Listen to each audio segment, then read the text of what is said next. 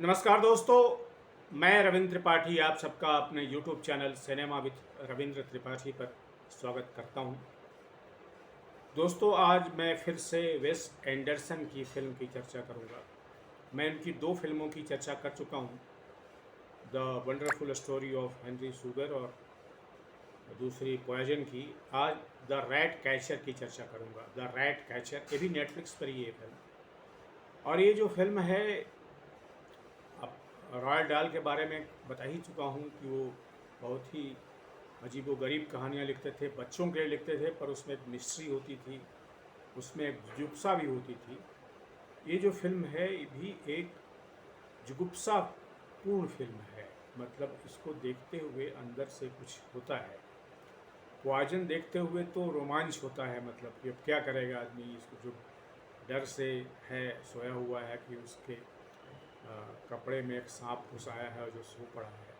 इसमें एक दूसरी तरह का एक वितृष्णा जैसी फिल्म है, लेकिन बहुत अच्छी है।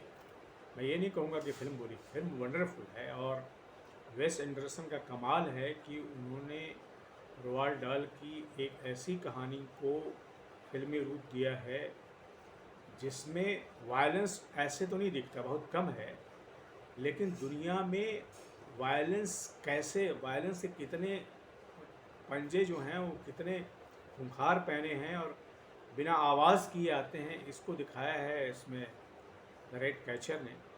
और रेड कैचर में एक चूहा पकड़ने वाला है, राल्फ फिनेस ने उसकी भूमिका निभाई है।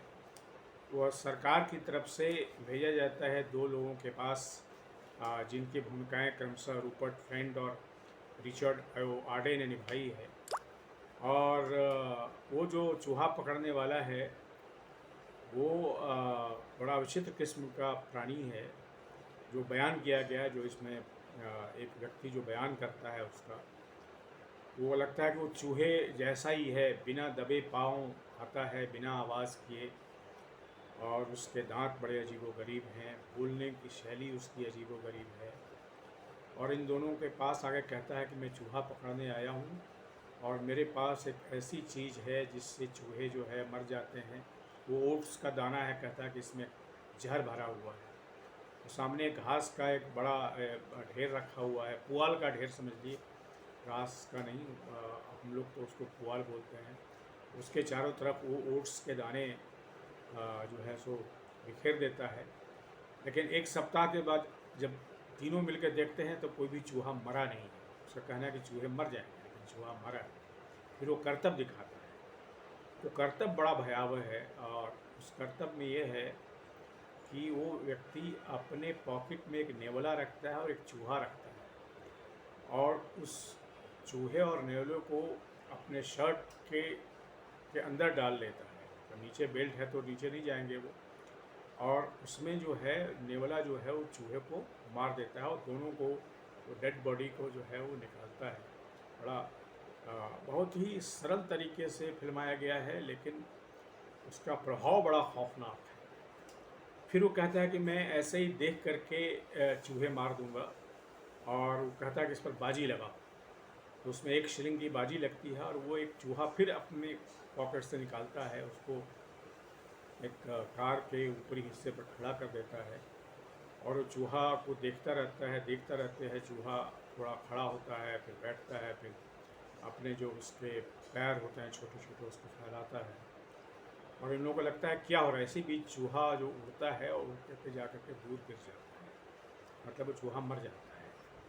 तो ये एक एलेगोरिकल फिल्म है, इसमें आप इसको रियलिस्टिक फिल्म के रूप में ना लीजिए, मैंने भी नहीं किया है। एक हैं कुछ लोग ऐसे हैं जो चूहा मारने के नाम पर एक अपना एक ऐसा तंत्र खड़ा कर लेते हैं कि वो लगता है कि उनके लिए कोई इनहिबिशन नहीं है, और फिर वो खुद भी चूहे जैसे हो जाते हैं। वो कहावत हमारे यहाँ बहुत प्राचीन है कि जब आप बुरा करने चलते हैं तो खुद बुरे बन जाते हैं।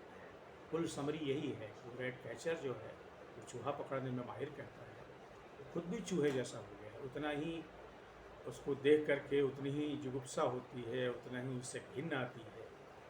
और वो लेकिन समाज में ऐसे लोग हैं और तरह तरह के वेश में हैं। फिल्म में रैट कैचर है, चूहा पकड़ने वाला है, पर चूहा पकड़ने के नाम पर या खौफनाक जीव जंतुओं को पकड़ने के नाम पर या बुरे लोगों को पकड़ने के नाम पर कई ऐसे लोग हैं जो बहुत ही बुरा बन जाते हैं। उसका एक बहुत बड़ा पॉलिटिकल मीनिंग भी है इस फिल्म का।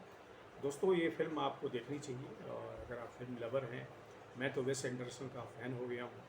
अब मैं उनकी सारी फिल्में खोज कर देखूँगा।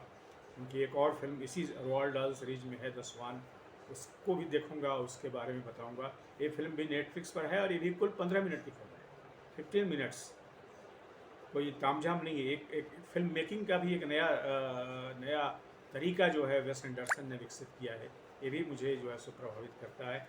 आज के वीडियो में दोस्तों सिर्फ इतना ही। फिर आपसे कल मुलाकात होगी। आपसे फिर से निवेदन है कि मेरे इस यूट्यूब चैनल को सब्सक्राइब कीजिए, लाइक कीजिए और इस पर अपने कमेंट भी कीजिए। Thank you very much.